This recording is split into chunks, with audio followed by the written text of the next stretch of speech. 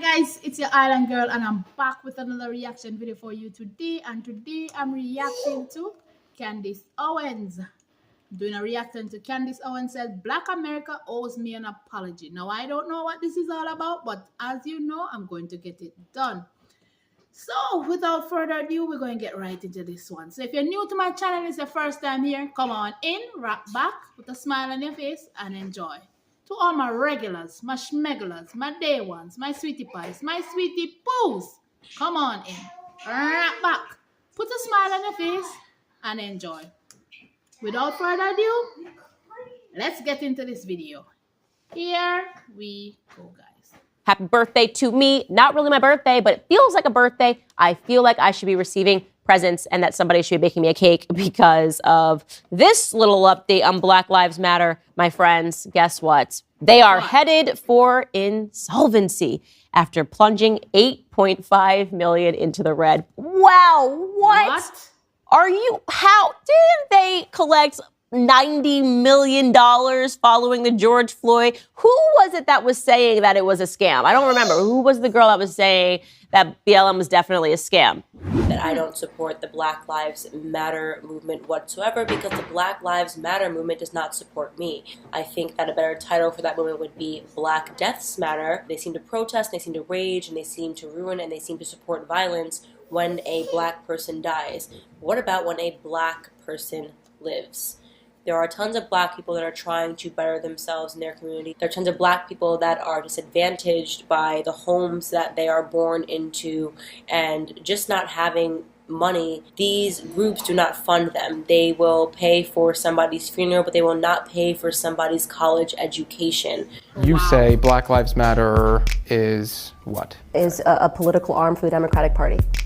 That has been co-opted. Correct. Patrisse Cullors continues to lie. Black Lives Matter continues to lie. $90 million, of which $21 million apparently went to, according to Black Lives Matter themselves, it went to building the black movement. Like, I don't even know what that means. $25 million going to building a black movement. Apparently, the black movement was Patrisse moving herself, a black woman moving herself into other areas of the communities of people that she claims are oppressing black Americans. She's fearful of white people. White people are so bad.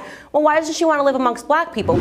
Oh my God, it was me. It was actually me. I was saying that for years. And I got called an Uncle Tom. I got called a coon. I got called all sorts of things. I got called a bed wench. I got called someone that was tap dancing for the white man. And I think what they were really looking for was the phrase that Candace is more intelligent than me and wasn't going to fall for another race hustle. Because that's...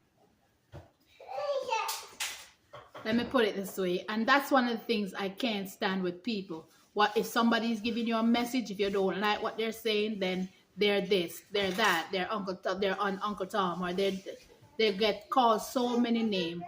Why can't you, not because you don't like the person, you cannot listen to the message. I can never wrap my mind around that. Pick sense out of nonsense. If somebody's giving you information, that should even save your life. You don't want to hear it because you don't like who it's coming from. Come on, people. That's what Black Lives Matter always was, right? And people that are emotional and are uneducated respond to that, right? They respond to someone saying, "Oh, the Klansmen are coming back if you don't vote for me." And then they run in the streets and they say, "Oh, we got to protest Trump because this person tells me the Klansman is coming." But they don't even stop to think. This is what BLM did. They wanted the ultimate hustle, right? They said, okay, we got Trump in office. We've got the media telling everybody that he's aligned with David Duke and that he's literally Adolf Hitler. So now we're going to get the lowest denominator, which we believe to be black Americans, the dumbest people, the least educated people, which, by the way, factually speaking, when you take a look at the literacy rates in America, yeah, it's a bit of a problem. We're going to get those people, expect them to respond emotionally and follow us into the streets. And they can grab some handbags. What they'll get back is a few handbags, and then business owners will move out of their neighborhoods, and they'll be impoverished after they sell those handbags. But we're going to give them some fun. And black people just did it. I mean, it was just so dumb. It was embarrassing. It was foolish. I didn't care, not a single minute when I was called a name, because when you're right, you're right. Okay, when you are right, you are right, and it pays to just wait and let time settle the dust. And boy, has time done just that. Financial disclosures obtained by the Washington Free Beacon show the perilous state of BLM Global Networks Foundation, which officially emerged in 2020 as a more formal way of structuring the civil rights movement. the civil rights movement. Scam. Yet despite the financial controversy and scrutiny, BLM continued to hire relatives of the founder, Patrisse Cullors, and several board members. Cullors' brother, Paul Cullors, set up 2 companies which were paid $1.6 million, providing professional security services. Basically, Patrisse Cullors hired all her family, all her friends. She dispersed all of the money to them, and now they're going to leave BLM where it is, dead in the water, because it was never about anything other than hustling white people that feel guilty for being white. They're idiots, and black people that are stupid and are so invested in their race that they suspend logical thinking. Also, sorry, but I'm gonna agree with her on this one. They worked upon the emotions of person who think they need to, donate for a cause, and then black people who filled with emotion and not thinking. They definitely did work on that. But just to hear this, that she hired most of her family members, so she kept the money funneling within the family. She knew exactly what she was doing with, if that's the case. And that is crazy. And I don't get it.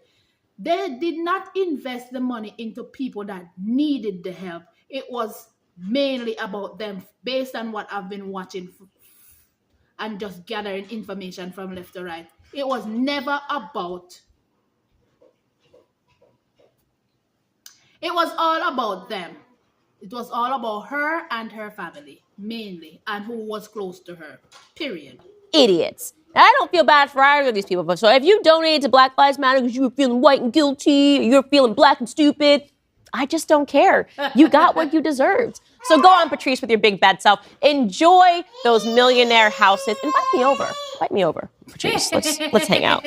Okay, speaking of BLM and individuals that are low IQ, who, of course, end up being the most racist individuals in society and also the most violent individuals in society, because when you don't have any intellect, it's very easy to impart your emotions at all times, and your emotions will spiral, and you become physically violent because you don't know how to communicate, you don't know how to rationalize. True. Well, that was my verdict instantly regarding the adjunct professor at Hunter College yesterday. We showed you who went up to a pro-life group that was simply passing out brochures to state why they were pro-life. And she freaked out, accused them of violence because they didn't agree with her. And then she threw their brochures and attempted to flip the table in this horrific act of violence. And Hunter College was investigating it, and I declared that this is a violent woman.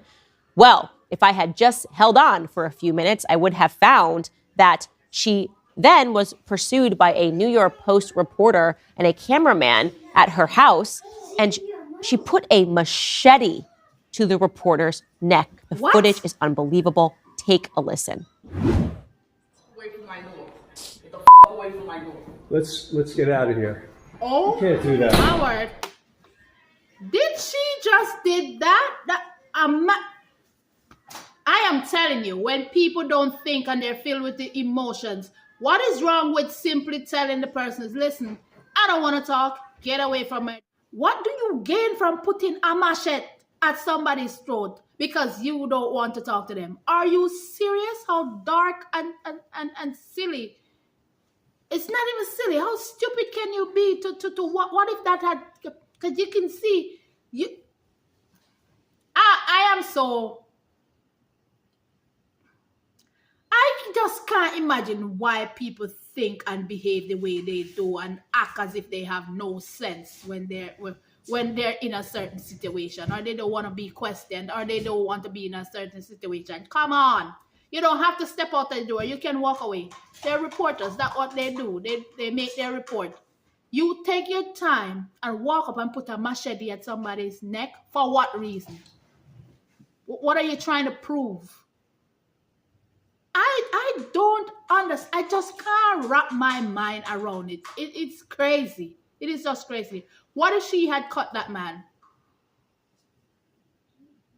People like those need to be charged and put away and to learn from the consequence of what they did. As simple as that.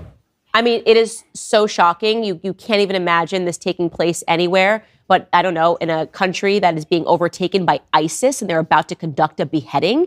That's what she looks like. She looks like an ISIS soldier, which, by the way, many people, the most radical BLM soldiers, were ISIS soldiers, right? They were willing to go this far. So Wow. you kind of begin to peel back this onion and you realize, wait, what the hell is happening? She then followed them outside onto the street with this machete and chased them running. Take a look. What? So what you have at first is these two men. They look like they're maybe going to their car, and she's behind them, and she has her hood up, and she has her machete, and she's pursuing the guy particularly that has the camera, right? Because she thinks he's taking photos, not realizing that there's a dashboard camera that's catching all of this. She's chasing him on foot. And then his partner, who I'm assuming is the actual reporter, then chases her away. I mean, this is just unbelievable footage. They're running around the car. She is a machete-wielding maniac. What in the world? You weren't satisfied with what you did at your door? You went outside chasing these people with a machete, with a hood over your head?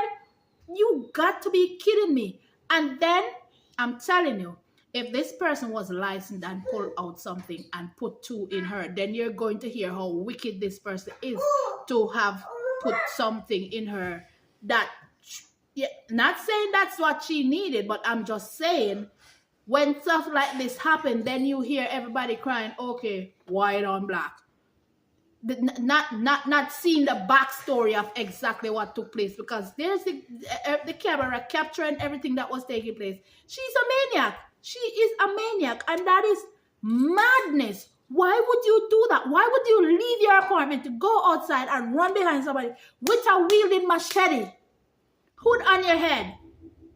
And then not only that, if a cop had pulled up, because she's about to inflict harm, if he had stopped, that's exactly what would happen. I'm getting so frustrated just sitting down and looking at this, and I'm like, why don't people stop and think about what they're doing? Why? She needs to be locked up, key thrown away for a while so she can sit and think about what she did. And then to say that she teaches young mind and behave like this? But also an adjunct professor at Hunter College who also taught at NYU. This is terrifying stuff. And this is not something to mock. Obviously, this woman should be arrested. And then Hunter College finally said, oh, now we're going to release her. So she's since been fired.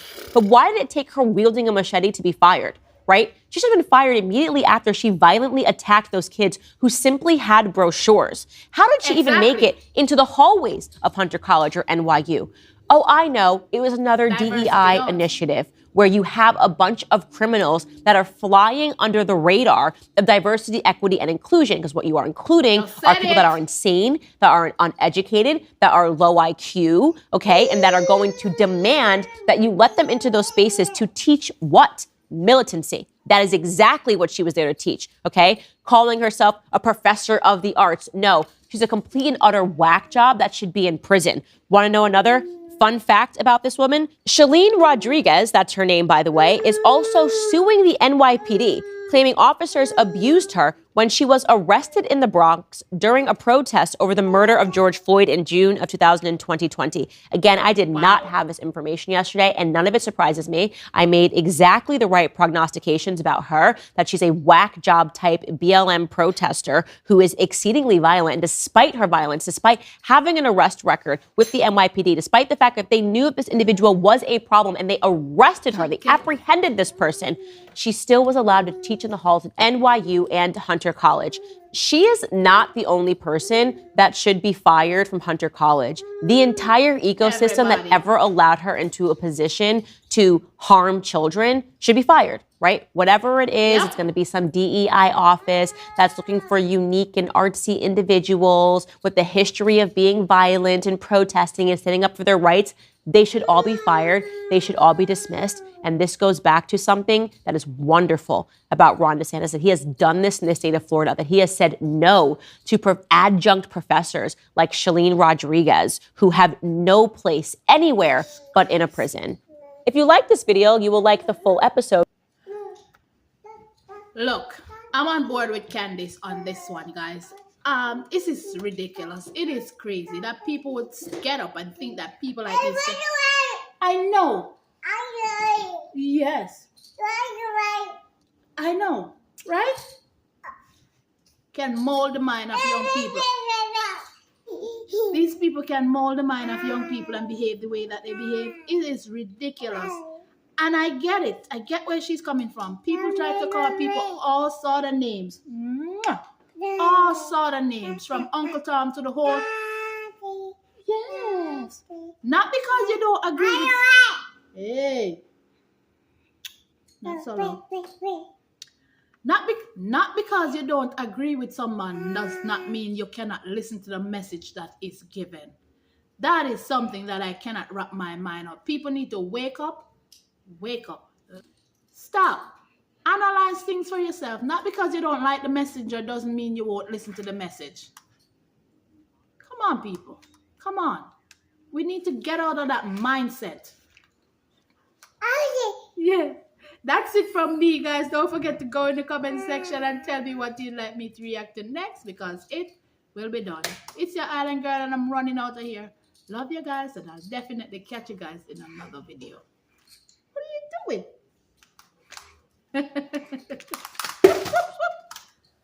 Hey. Bye.